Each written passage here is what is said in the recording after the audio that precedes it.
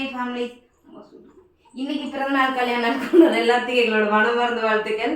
ரக்ஷுக்கு வந்து சுடுதண்ணி ஊற்றின கையெல்லாம் சுட்டுருச்சு. தலைக்கு நல்லா எண்ணெய் அப்ளை பண்ணி வச்சுருக்கேன்.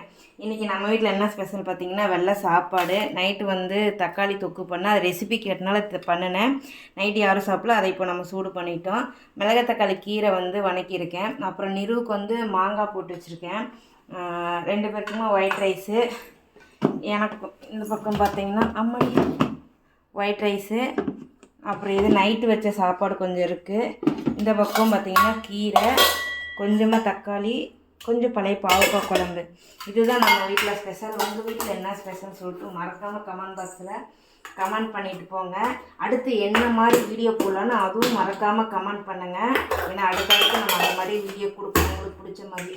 மூட முடியலடா, உங்களுக்கு பிடிச்ச மாதிரியே. ஸோ உங்கள் வீட்டில் என்ன ஸ்பெஷல், உங்களுக்கு